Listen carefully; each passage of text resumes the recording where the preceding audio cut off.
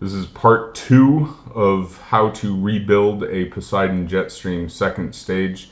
This is the tuning and adjustment portion. I did mention on a comment on the last video that I did forget to have you install the servo valve. Right here again, just screws straight into the top, a little bit of lube on the O-ring, and all is well. And then there's also an O-ring down here which seals the guts of the regulator to the body.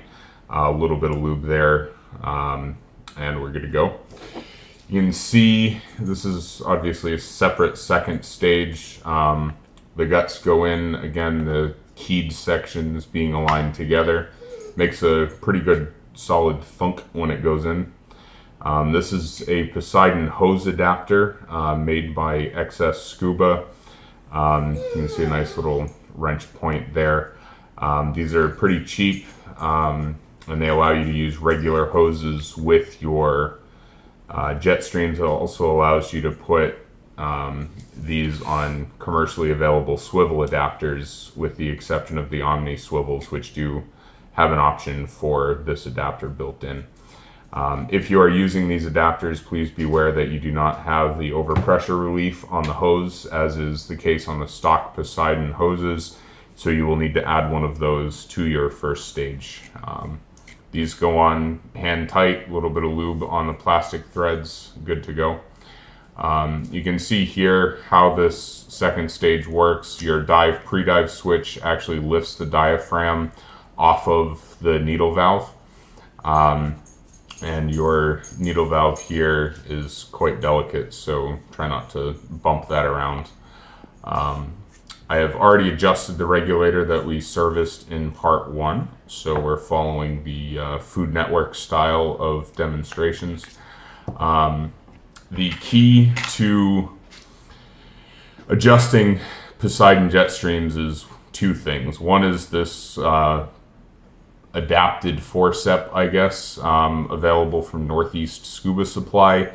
No idea where the heck John gets these from. These, I do not believe, are a Poseidon branded part. He probably found them in the medical industry somewhere. The other important part is a tub of water, at least the depth of your second stage housing to this top mouthpiece lip.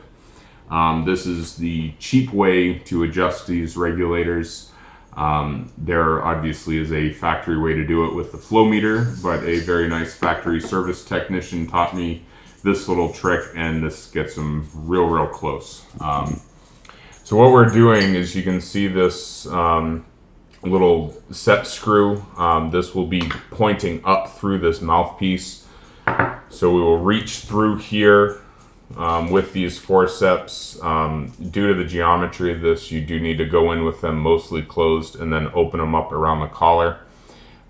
You'll then open up, grab this collar here, and you'll be able to start the adjustment process. Tuning them in will make them stiffer, higher cracking pressure. Turning it back out will lower your cracking pressures until the point of free flow.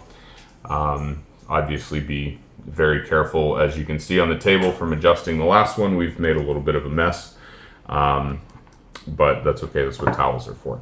So the way this adjustment works is, you're going to set the second stage body vertically in the bath of water, fully assembled, and the quote-unquote magic point is when the water level is about halfway up the mouthpiece. This will get you very close to the factory level adjustment for cracking pressure. Make sure your dive switch is in the dive position, not the pre-dive position. And you'll go in. If it starts free flowing too early, you know you need to back the screw in. If it's not engaging at all by the time you get to this top lip, you need to back it out. I'll show you the adjusted regulator. Make sure you're using a first stage with appropriately set IP, as that will greatly influence where your cracking pressures need to be set to induce free flow. So you can see here, we're going to insert I don't know how good the mic is, but you can start hearing the water ingress because we went a little slow.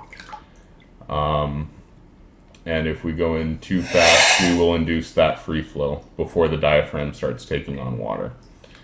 So right here is probably a little on the loose side, good for your primary, maybe in back mount. This will come down a little bit for side mount use, and that is the magic trick to setting these regulators. I do believe this works on the X-Stream as well, but this is obviously a nice big shower head. So thanks for watching.